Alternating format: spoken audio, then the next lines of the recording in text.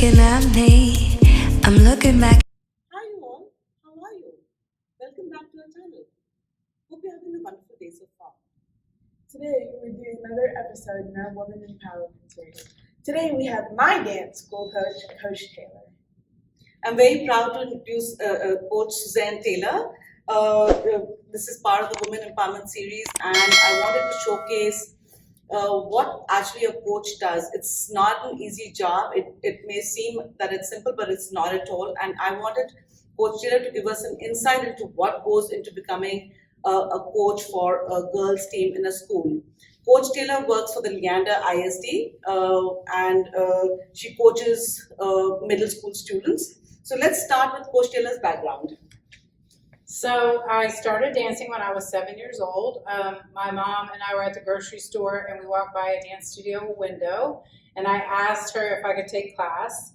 And so she signed me up for a tap ballet combo and that was it for me.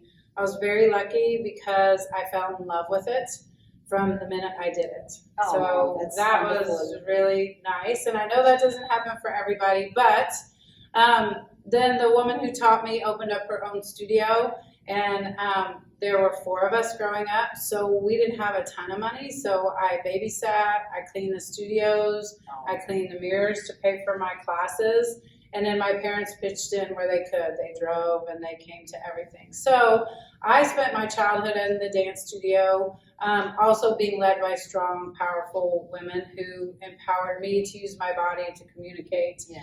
And so that's kind of where my start came. Wonderful. Yeah. So did you have to go through some kind of a training in terms of to get accepted into a school? Did you have to go through some formal training? Yes. So I trained in a studio. Again, this was a lot of years ago. So I did not dance in school. We didn't have this option in middle school. And then in high school, drill team was different. It wasn't what we consider. It was mostly just marching and drill stuff. So I was in a studio all through high school every night of the week. And that's where, I kind of had to help pitch in where I could. They didn't have conventions the same way. So if I knew Gus Giordano was going to be in Dallas, my mom would drive my friend and I there and we would train. And so when it came time for me to go to college, I went and auditioned for a bunch of programs, which is still what you do now. The audition process is a little different. And so I spent my freshman year at Texas Women's University in Denton, and then I transferred to the University of Texas, where I was not really happy there. Yeah. The artist in me was not happy. So I always wanted to be a ballet dancer, and I tell them my story. But in pointe shoes, I'm over 6 feet tall, and I'm not tiny, 90 pounds. So I had a lovely teacher who told me in the most honest, loving way that maybe you should expand your horizons so that you can do other things, because I had a strong technique and I had a strong background, but I was not going to be a ballet dancer. It's just not going to happen. Yeah. So I took jazz, I took tap, I took musical theater, I did choir in high school. So musical theater ended up being my passion. My parents took us to musicals growing up. We did a lot of the Zilker Hillside musicals growing up because it was free. And we always had music in our house and lots of conversations about storylines in the musical theater. So the university program was not good for me. So I moved to Los Angeles, where I was awarded a scholarship at a studio there. Wonderful. And trained for a year. And then from that, I was able to make the connections I needed to start my profession in musical theater. Wow, that's quite a story. That's It is amazing. a good story. Yeah. I was really lucky. I mean, I was poor and I had lots of jobs at the same time, but it did not matter at all. And the commercial work in LA was not, it was different too. So once you made friends in the musical theater world, you did a good job. It was like a real job. If you showed up on time and you did your part, then they might call you next time and you didn't have to audition. So that was really, really fun. So was living in LA hard on you? At the very beginning, it was great. Okay. But then as I was there 8, 9 years, I had met the man I was then going to marry.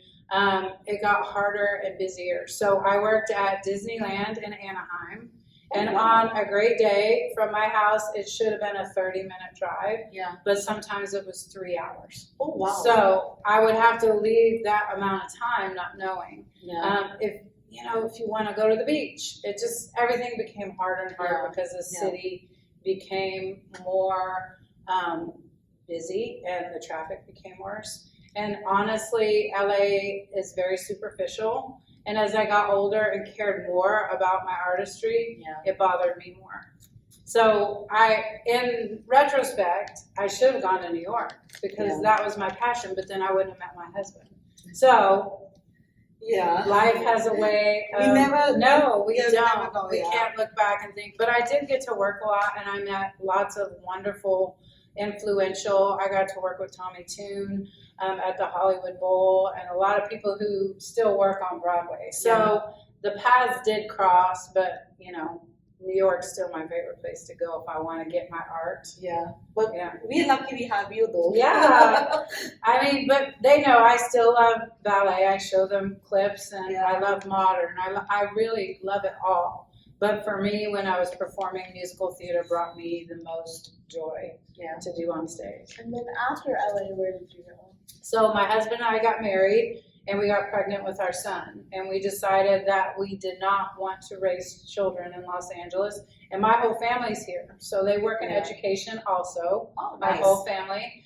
My dad was assistant to the president at St. Edward's for 40 years. And my mom was dean of humanities. She's the one who taught me how to read and the passion for reading. She was a writing teacher. So we came back here where my family was because we knew we were going to need help.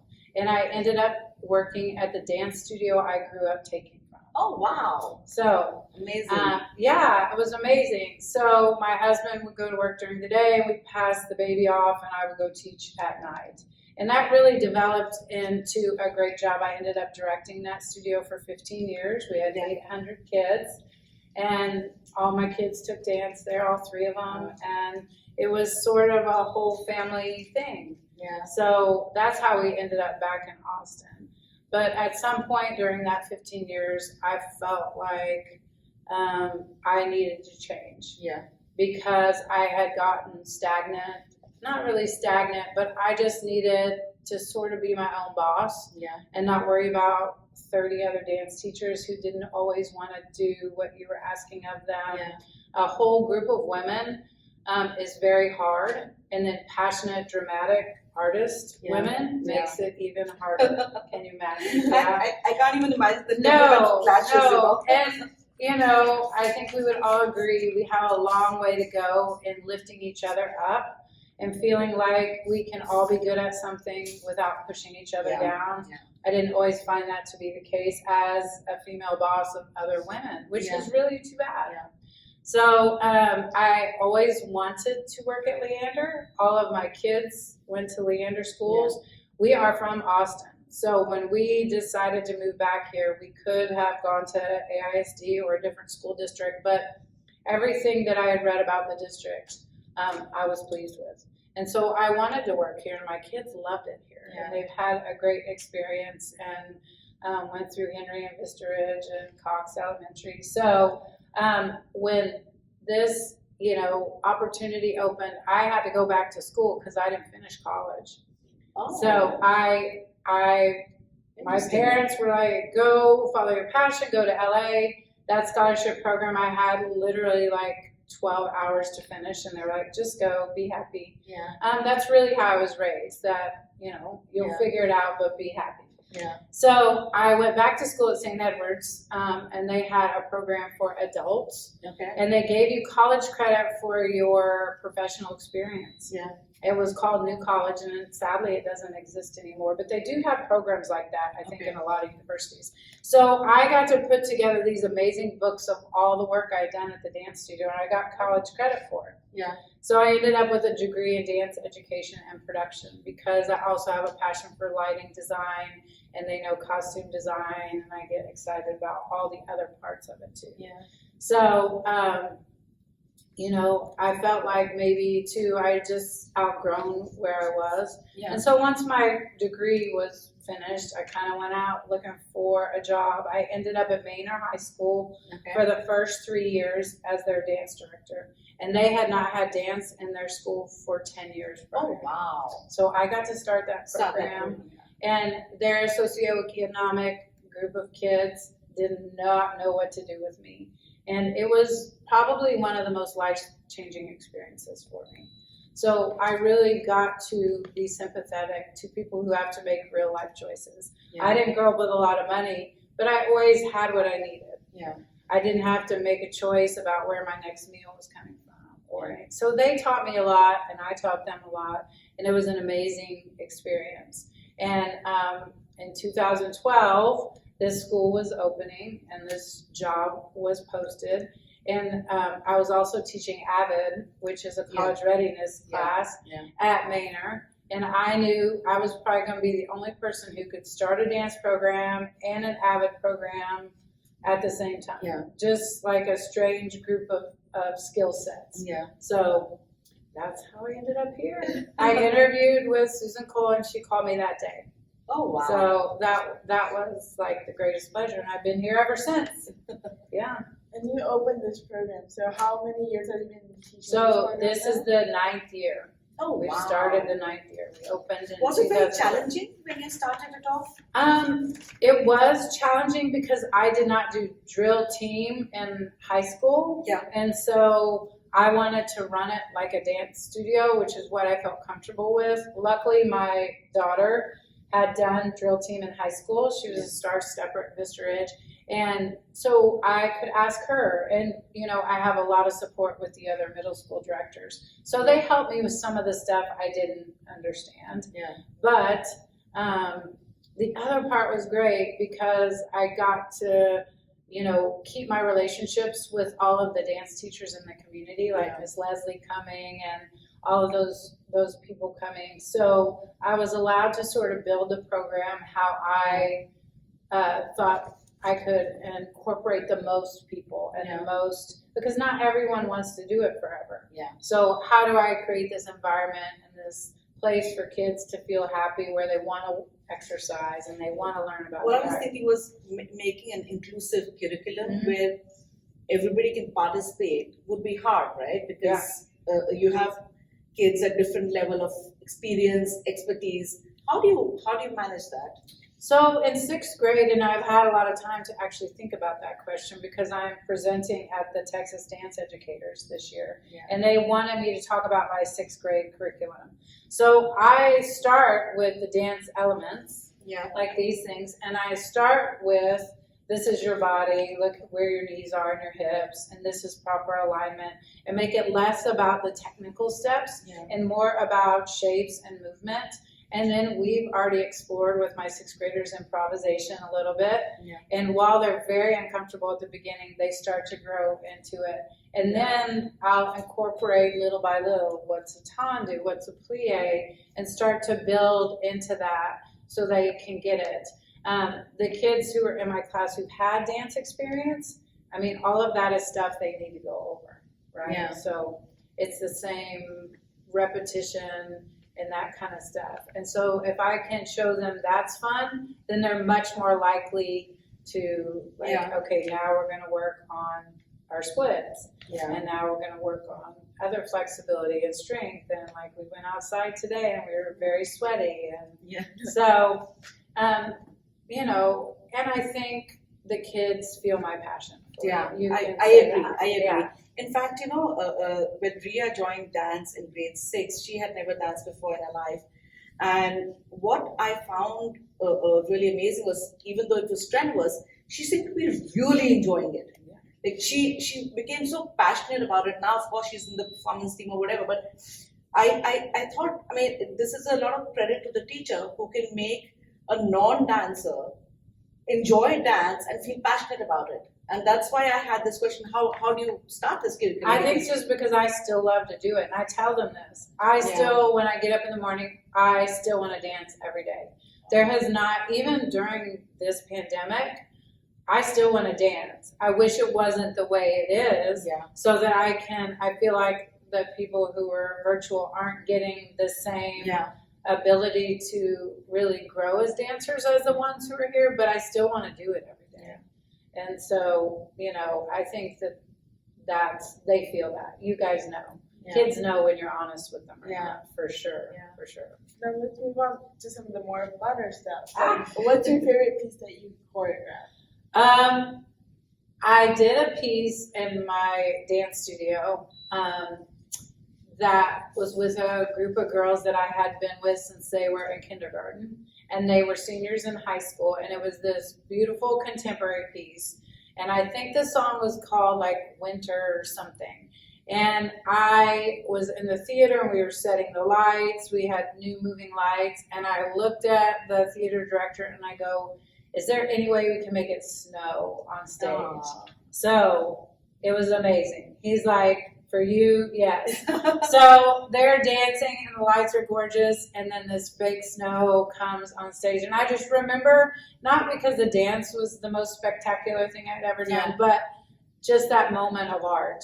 And the way that they felt, and I could tell they felt that way, going to the audience and admitting that. So that was really So tell me one thing. I've seen the students, they really hold you in very high esteem, which they should because you're the teacher, but they seem to be almost like attached.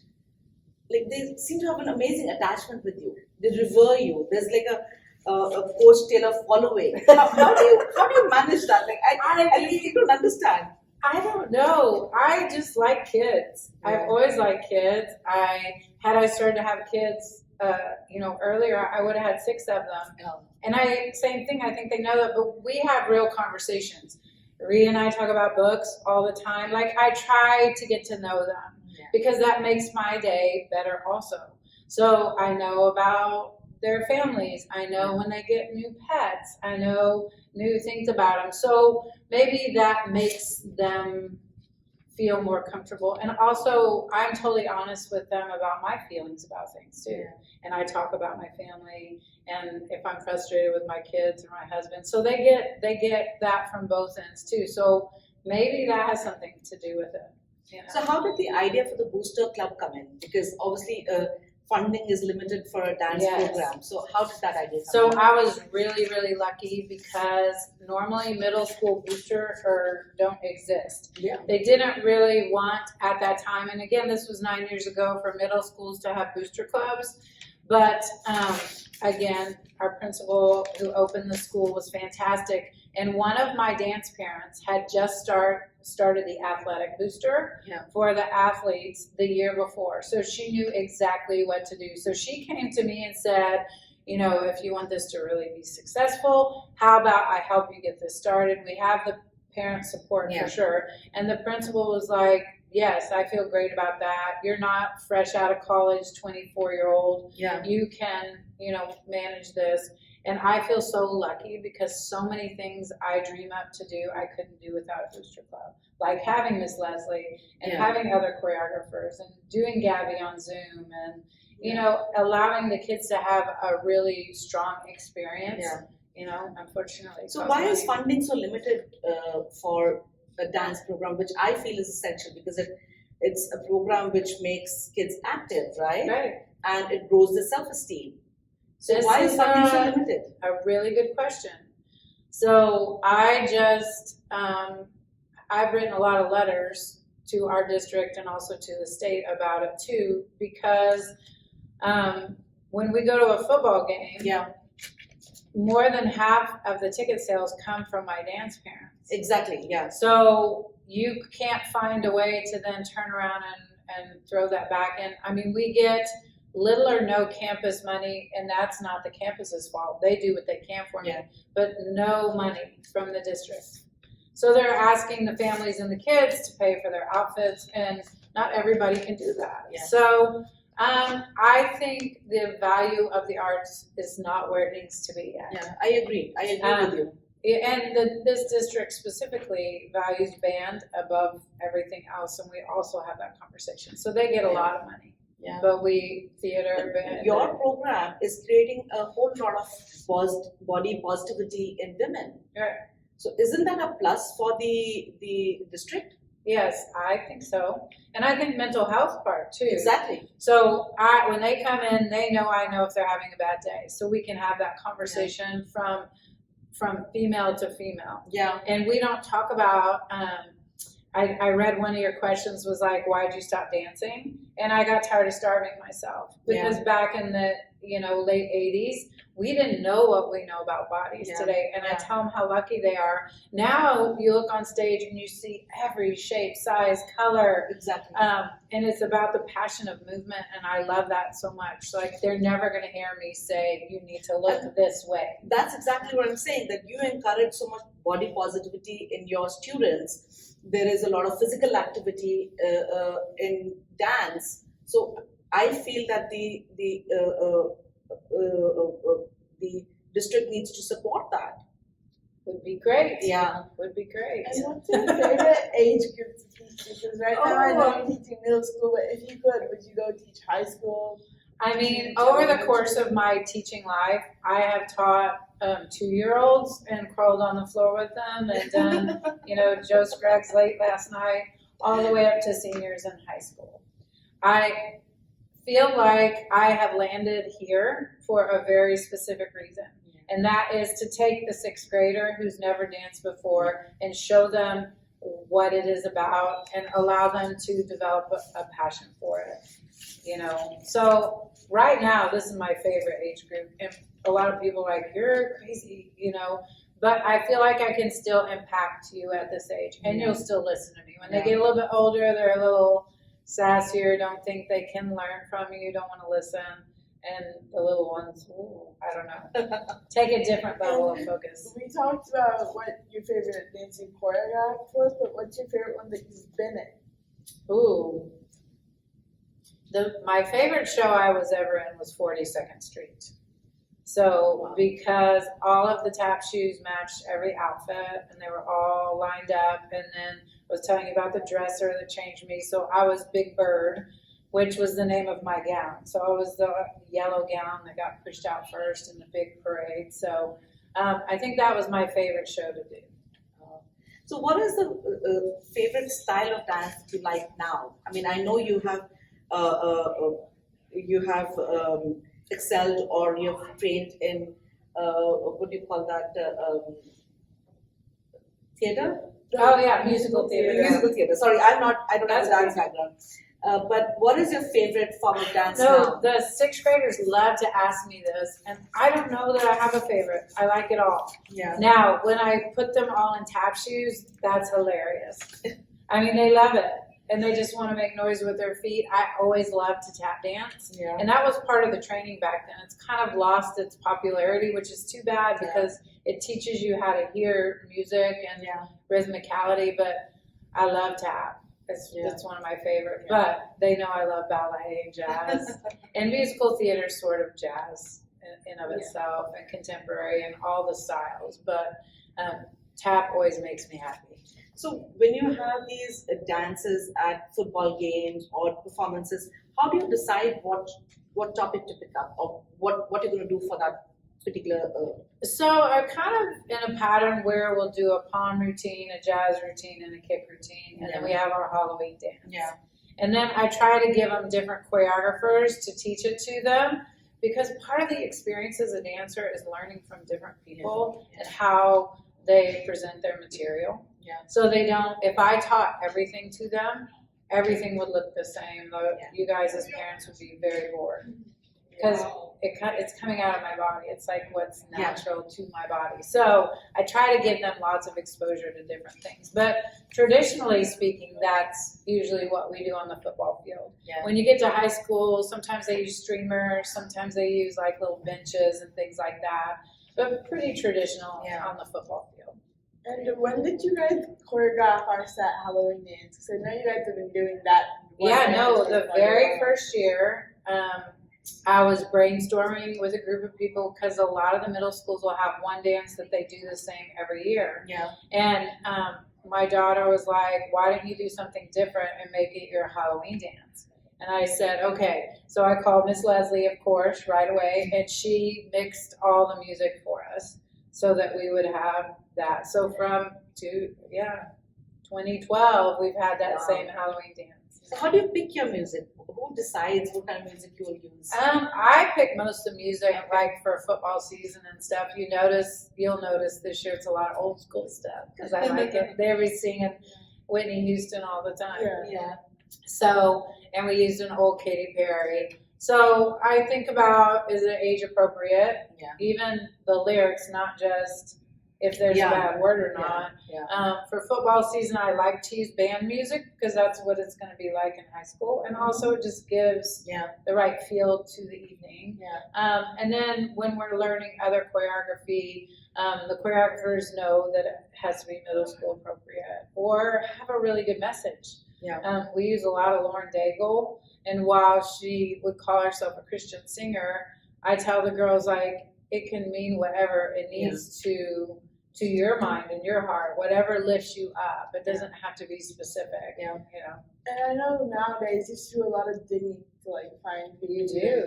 Do you have like a certain thing that you use in class to play music? I mean, I have my favorite playlists, but I get frustrated. You hear me? I'm like, why they have to put that word in there? Like, we're just jamming along, and then like, you don't have to say a bad word in the middle of this. It was a great song. So I do a lot of iTunes, and I will spend hours, and I will read music publications. Like maybe there's like a hidden artist or something like that, or I'll talk to some of my other choreographer friends, and we kind of pass music around, or I'll go back old school, something like that. So in your opinion, what is the necessary soft skills that a coach needs to have? I know you have all the soft skills because kids really like you, but for viewers, what do people who are thinking that they might want to become a coach tomorrow? I know being friendly is a soft skill for you. What else do you think would be a soft skill? I mean, I think it's a fine line because I'm tough on them too. Yeah. They know when I'm upset, but it's not like I don't scream and yell at them. Tough love. A way to communicate that elicits a passion for what is going on, but also they know I mean business. And I think that just takes practice and age, right? So I've raised 3 kids and I've been doing stuff. And there were times like when the school first opened that was way too serious. And I had to take a step back and really ask myself, who's your audience? Who are you doing this for? This isn't a dance studio that's going to train all professional dancers. So how do you make this experience important for everybody? And I think that whoever's teaching has to ask that question. Because if you were a dancer and you're now teaching dance because you love dancing, but not because you truly love teaching, I think that's where we run into some problems, right? So I want to pass on the knowledge and love, but some people just think it's the next step to it. Like I'm done with my career, so it's time to move on to the next. And always coming up with new ideas and ways to approach things keeps you light, and also I think that you can carry that over to your students also. And now as we're kind of bringing this to an end, do you have any other? Yeah, I have a couple of more questions. Would you recommend becoming a dance coach to other women, and why? I mean, I still love it. I still love it. And I've had a lot of professions, as I told you. So moving to this and to know that this is what I get to do till I retire feels great. It feels great.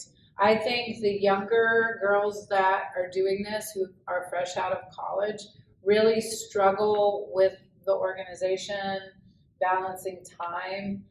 But if they really want to teach it and build their program, I think I would recommend it for anyone. But like you said, those skills and the passion for it have to be there. Otherwise, you're going to feel like you're working all the time, and that, they don't. I have so much support on this campus, and I know this. I feel very lucky. And I don't know that I would be as successful on another campus where I might not. I don't know. Luckily, I don't have to test that out. I get to stay put for sure. So what kind of compensation can women look at in like a ballpark figure, say from this range to this range, if they decide to become a coach? I mean, a starting teacher in school is like, what, $47,000? Okay. And then we get a stipend and like 6 extra pay days, which means I work 6 more than my contract, which I've already done before summer's even started. Yeah. So like $2,500 extra, and then that. Whereas the coaches get an extra stipend for every single extra sport they do. They get uniform money for every single sport every year. And that's not their fault. That's just how the system has set up. It's so very frustrating. I think there's a lot of disparity. And same thing with band. Director gets paid, and she doesn't work more days than I work. We both work really hard. So why are you considering what she does harder than The I fine do? arts don't get enough attention. I was surprised. I Like was our theater program as well doesn't get all their shows. They have all even sixth graders making the props. And stuff. And they don't have a booster, nor are they allowed to. So they're allowed to do 2 fundraisers a year. And that's barely enough. But there is a lot of weightage given in colleges for your extracurriculars, which includes fine arts. Yes. So it's not like if you were in band, you'll get point X, and if you're in fine arts, you'll get point Z. Right. I don't think that's the case. So why the disparity? I mean, I think somebody needs to look into this, right? Yes, especially the funding part of it, because and you know, my husband is very passionate about what I do because he married a dancer. You know, so he comes to all the football games and he's like, look, all dance parents, why aren't they giving you more money? Like he asks those same questions. And also, if you think about the longevity of the passion of a dancer, you can still be taking dance class that you want to take when you're my age for exercise. It doesn't limit itself like some of the other things. You're not going to be jumping hurdles when you're, older, but you can always take a hip hop class. You can take a tap class. They have adult classes everywhere. So it carries itself over for the duration in a much I think better what the district also needs to look at, there are kids who are not very, how should I put it nicely, not very coordinated. They might have issues, learning disabilities or whatever the case may be. And I think dance kind of helps them. It brings a kind of a routine to what they're doing and kind of helps them. I don't know why the district would not look at that angle. No, and I've had over the 9 years, more than I can count kids that have had different physical diagnoses, where their physical therapist outside of school said you should dance. And they were amazed. By the time we were done 3 years, they were on the team. They could do their splits. And their doctors were amazed because we train both sides of our body evenly. And it helps that development. And so, and then once they feel stronger with their body, they're more empowered mentally. Like it all goes hand in hand. I agree, because with Ria also, one of her legs was crooked, and she had a diagnosis of a crooked leg, and they wanted to put a boot on her in grade 4, and we didn't do it at that time. But surprisingly, when we went and got her checked in grade 7, her leg had straightened up. Heck yeah. Knees and toes to the ceiling. Exactly. All those splits. All those splits. Because she did. She wanted to pronate in. Like he's saying, turn out. And that's the reason. And I was telling Ria, I'm going to ask Coach this question. She said, no, don't embarrass me. But that's something it happens consider, all the time. All the time. Because you are taking the time to really get to know your body. So you're responsible for that healing. You did that to your own body. Well, and me screaming at you. And that. And there's so as we ended up, thank you so much for doing this, Coach Taylor. Thank you for your time. We really, really appreciate it. I'm sure our viewers enjoyed hearing you talk about how you got to the position you did, and what struggles you went through, and how successful you are, and how much the children love you here. And as a parent, like I'm a parent of one of your, 2 of your dancers. We absolutely love you and thank you, and we're very grateful. So thank you so much for joining us today. I hope you got a lot of insights into what it is like being a dance coach in a school. It is really, really hard. The funds are not there to support the program, and the coaches have to manage that on their own by going through boosters or whatever ideas that they can come up with. It may now not sound fair, but it is what it is right now, and I hope the district looks into it at some point as to how much beneficial these programs are for the kids. Thank you so much for joining us today and watching our video. We'll see you again soon. Thank you and bye. And if you have a local school with the dance program, make sure to support that dance program in any way you can. Please support your fine art program. They really appreciate you giving in a hand. Thank you very much once again. Bye.